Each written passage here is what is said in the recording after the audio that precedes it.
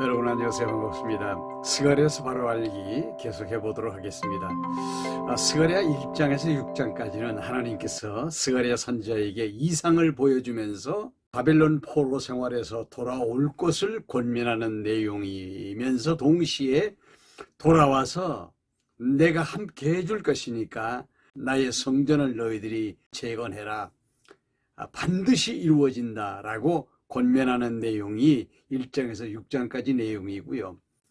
7장으로부터 시작해서 마지막 14장까지의 내용은 하나님께서 스가랴 선지자를 통해서 이스라엘 백성들, 유다 백성들에게 훈계를 합니다.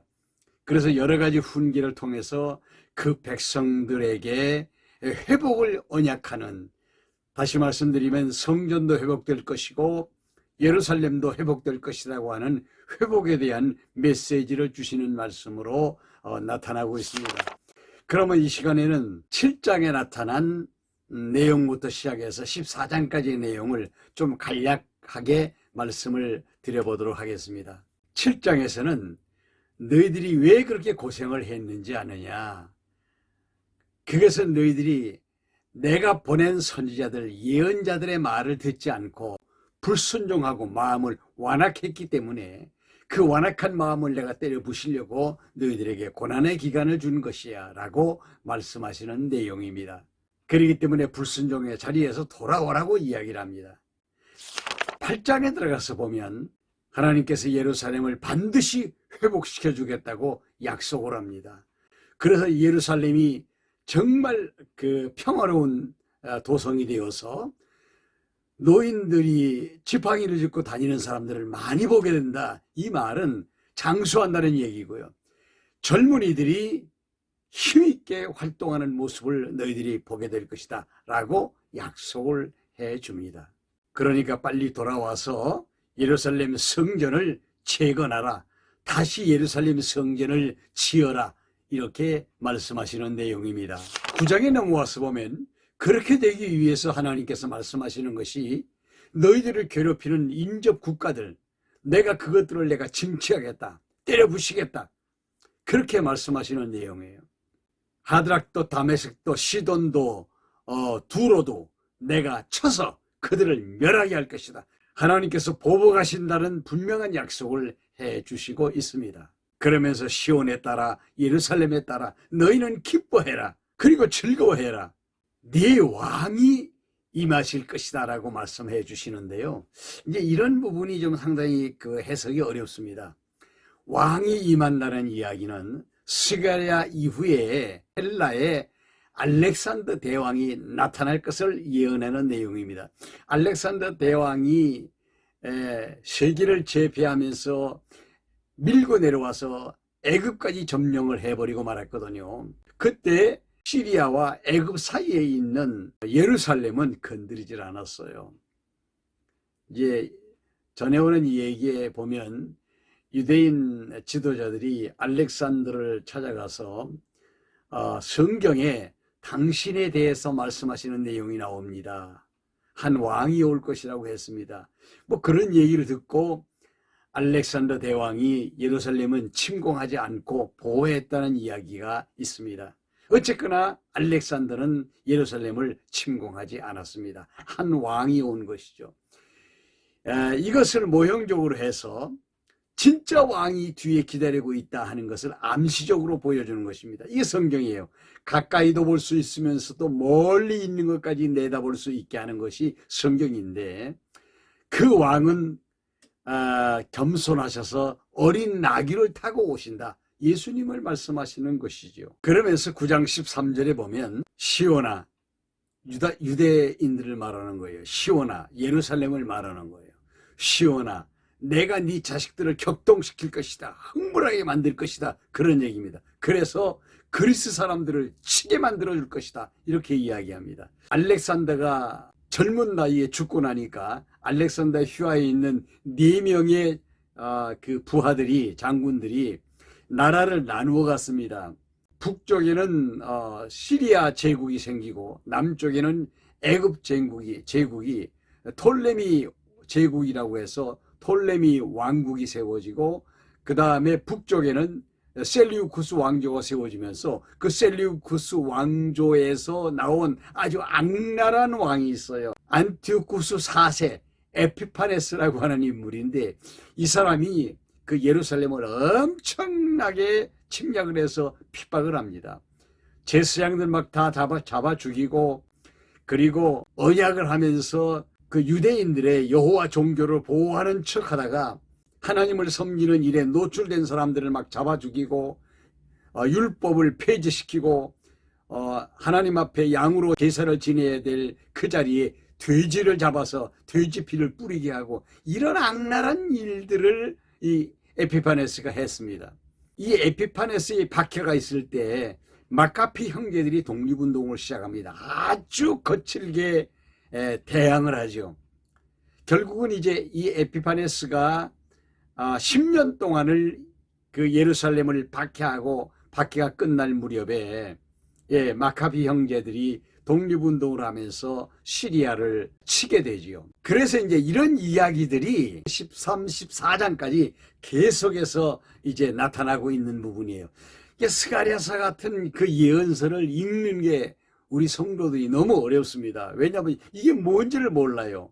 그래서 이런 것을 미리 아시고, 이게 전반부는 유다 백성들이 예루살렘에 돌아올 수 있도록 권면하는 내용이다, 돌아와서 빨리 성전 지어라 하는 내용이라면, 7장 8장부터 14장까지 내용은 중간기 역사에 이루어질 내용을 지금 예언하고 있구나. 반드시 예루살렘은 회복될 것이고 성전의 제사 또한 회복될 것이다.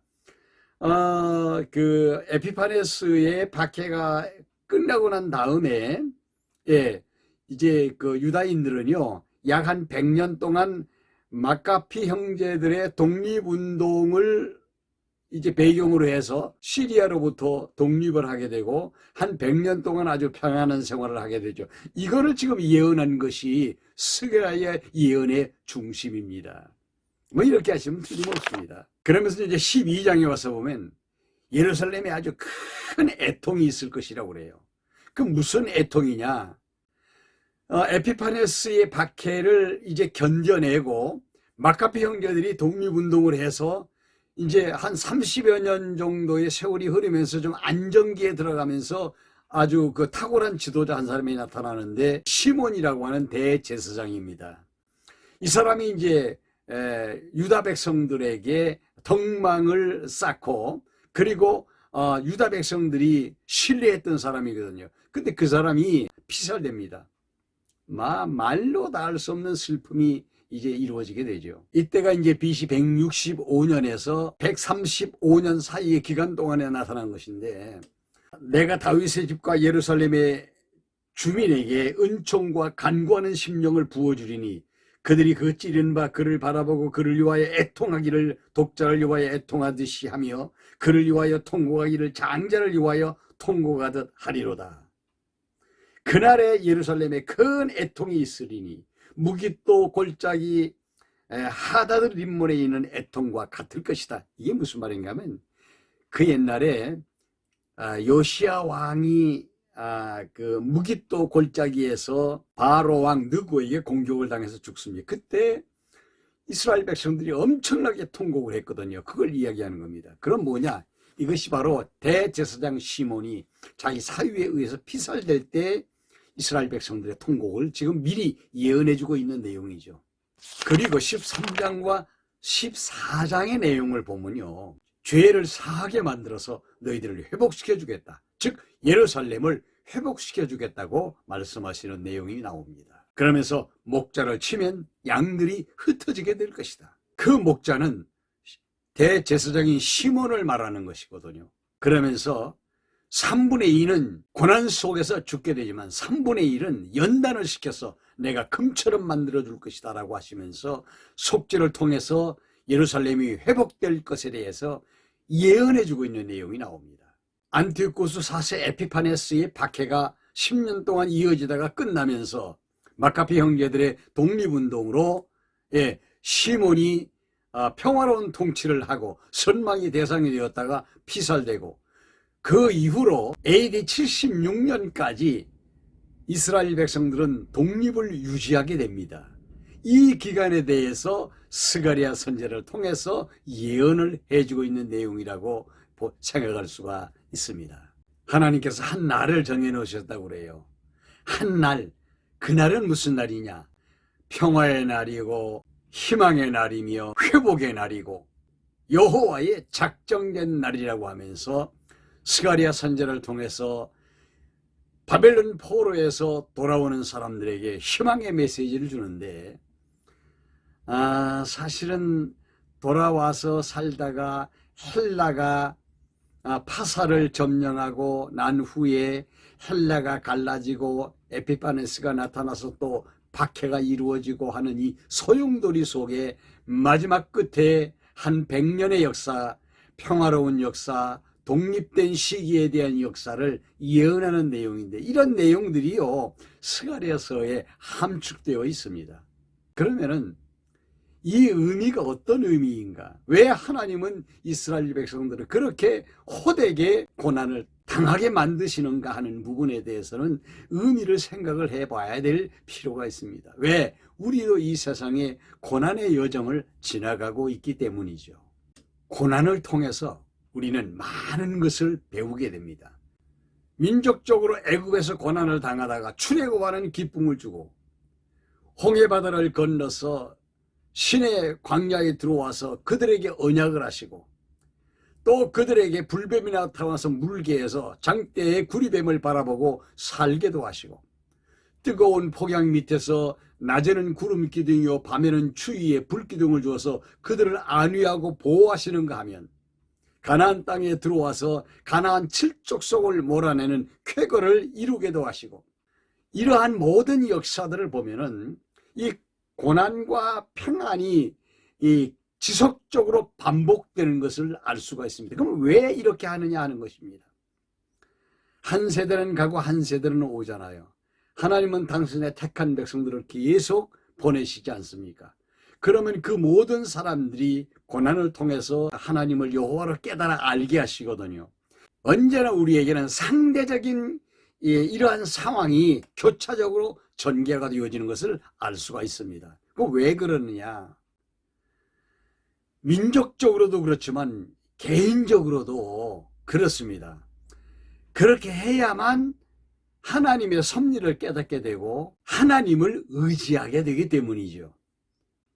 하나님이 고난도 언약하시고 평안도 언약을 하십니다.